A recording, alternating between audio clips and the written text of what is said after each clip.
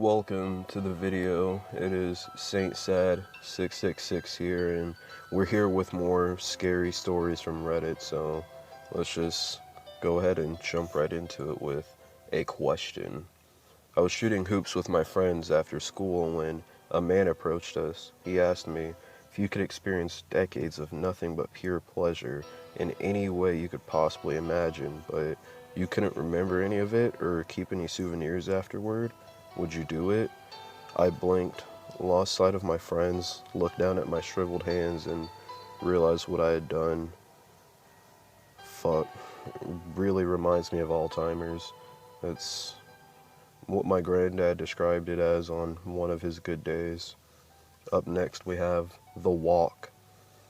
I walk the same way to work every day. I walk through the local park, and taking the sunshine has always been pleasant. Well, that was until my schedule changed and started working overnights. Now it's dark when I go into work, and I don't want to walk this way, but cutting through the trees sheds like 15 minutes off my walk.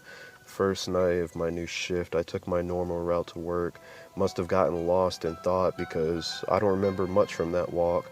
I left home, made it to the edge of the park, and then next thing I knew, I was at work. First night was not what I'm concerned with, though. It's the second night that has me writing this story. As I made my way through the twisting and turning of the park, I noticed, out of my peripheral vision, a man was looking at me very strangely. I picked up my pace and just to get out of his line of sight, but then he started to follow me.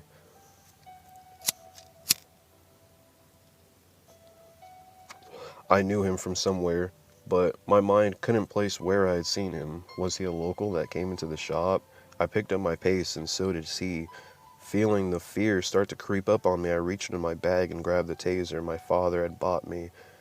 His words rang out in my head like a bell struck hard like a sledgehammer. It's not safe at night for a young female out in this world. Take this and use it if you ever feel you're in danger.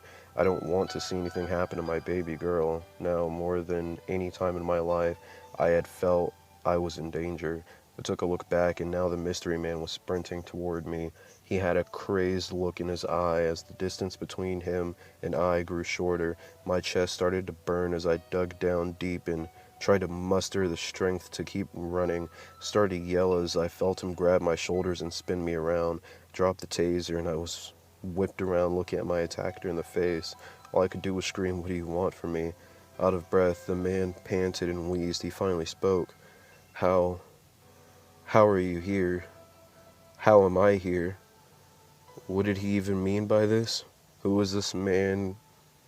Just crackhead off his rocker. That's what that was. There is no other explanation other than he was definitely on drugs. Up next we have interrogation. I saw myself on the subway on my way to work.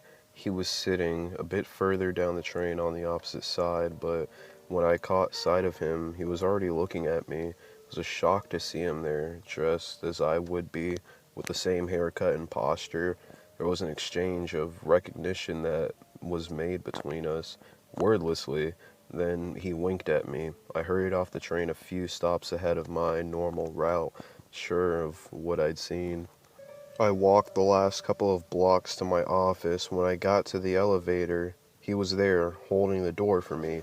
Against my better judgment, I got in and went to press the button for the 14th floor, but he'd already done it. "So, you've seen me," he said with my voice.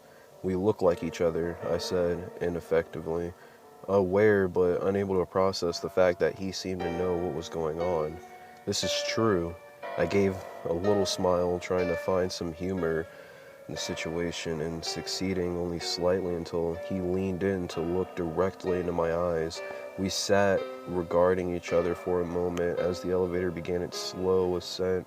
There seemed to be a cracking of energy in my head as he leaned in closer until we were almost nose to nose. All feeling but horror left me as he began to open his mouth and lean over me. His mouth opened wider and wider, and I could hear bone and sinew breaking, stretching as it expanded to the size that was just impossible. The last thing I saw was the twitching of his elongating legs in the dark light of the elevator. I screamed, but it was cut short as I felt his teeth slide over the top of my skull, his warm, wet tongue sliding down my face and over my chin. Warm terror enveloped as I felt the pulsing of his throat around my body as I was swallowed. Darkness, for some time, followed with my thoughts, a disjointed hodgepodge of disbelief and terror like I'd never known. Some time later, I saw a light. Slowly, my vision cleared to reveal my own face, regarding me humorously. Was in my office bathroom, leaned over the sink, talking to himself and me in the mirror. "So you're in there now," he said. "I can feel you like a worm wiggling around, shifting itself in fear." And then he went through my office, gathered up some of my things. I tried to close my eyes, but was unable to. Then I watched in horror as he made his way out of my office and took my route home to the apartment where Sarah and the baby were more than likely still sleeping. I screamed and screamed, but no sound came. Can you really imagine that? Like, seriously, just a doppelganger, some exact copy version of you, just stealing your life and being forced to watch it? But up next we have Tamagotchi Incorporated. Being a Wyatt used to mean something. We were a proud family, powerful and prosperous. Things were easy and we had all the Tamagotchis we wanted. Yeah, that's right, Tamagotchis, the little egg-shaped keychain electronic pets. God, I love them. Not only are they delightful, but in our pond, you can trade for just about anything. Food, boats, houseboats, anything. We had so many until the Bullocks managed to get their own boats and move them into the pond where we lived. I hate the Bullocks. I hate that someone allowed them boats. But most of all, I hate that they keep stealing our Tamagotchis. Bullocks are pirates, plain and simple. They used to be helpful, they'd keep all our Tamagotchis alive and find new ones for us in the pond, but something changed. Their boats aren't right, they're evil. Now the Bullocks are evil too, and I know that because that the Gotchi Gazette says every time it floats into the pond. The Gochi Gazette is also how I learned about the yachts of yesteryear. Now, I've never seen a yacht myself, but the Gazette says that the Bullocks sank them all because of their piratical nature. Now, we all just have simple boats, and there are fewer Tamagotchis in the pond each year. The Bullocks must be waiting, hoarding Tamagotchis. They'll trade to Richmond for a yacht, then we're all fucked. Richmond trades us foods and boats for Tamagotchis. He gives our firstborn children jobs at the shipyard, and the jobs are so good that they never came back. Richmond looks like a Wyatt, even though he's never given his surname. He's clearly good, enough said. Which brings me to tides of war, so to speak. One of the Bullocks ended up dead in the pond. They blamed us just because we did it, which I think you'll agree isn't fair. We responded to the insult by burning all of the Bullock boats to the beam. All of them died, and we only found a handful of Tamagotchis amongst the flotsam of corpses and charred timber. It wasn't possible. They were stealing our Tamagotchis, hoarding them. They must have been, I don't know, magic?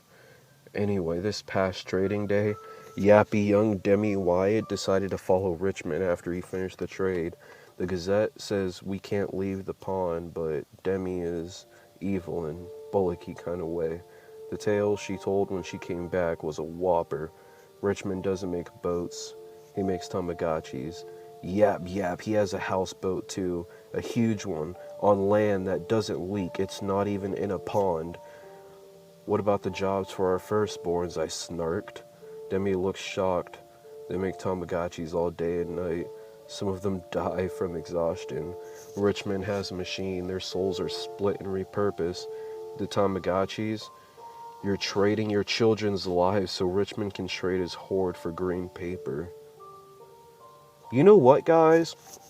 That sounds a whole lot like a, vendetta against Nintendo, because I don't really know a whole lot about it. I mean, I can make a whole video on it, do some research about it, but Nintendo and, child workers, who would think that a company that mainstreams in computer manufacturing would be, the use of child labor? But anyway, we have demons. Don't follow them.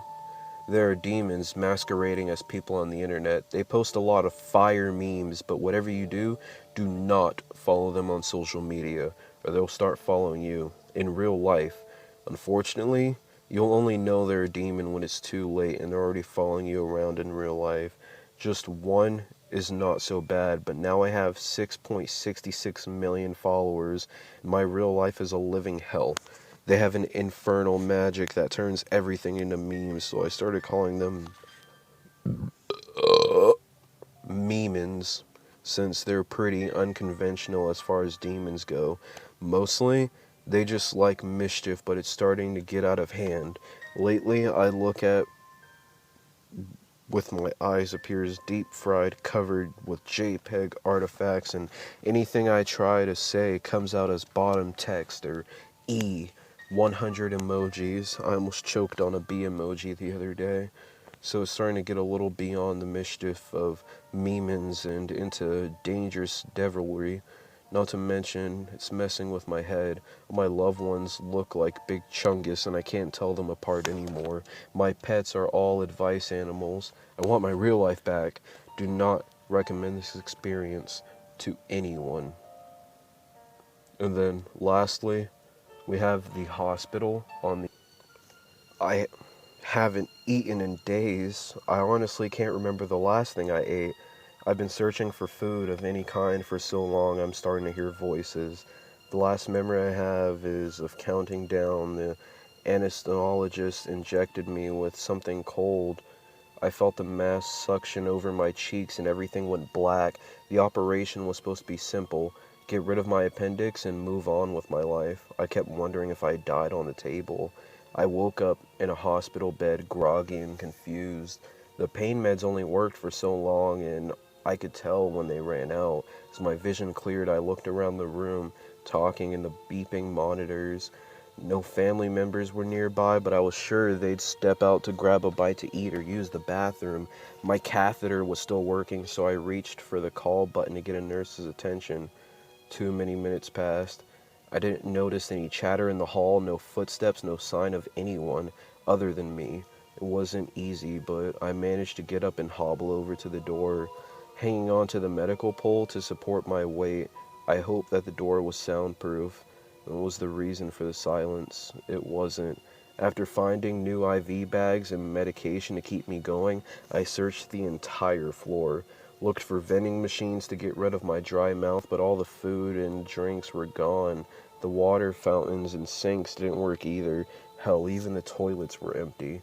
I eventually jury-rigged a fucking series of poles in a wheelchair to carry a decent supply of spare bags.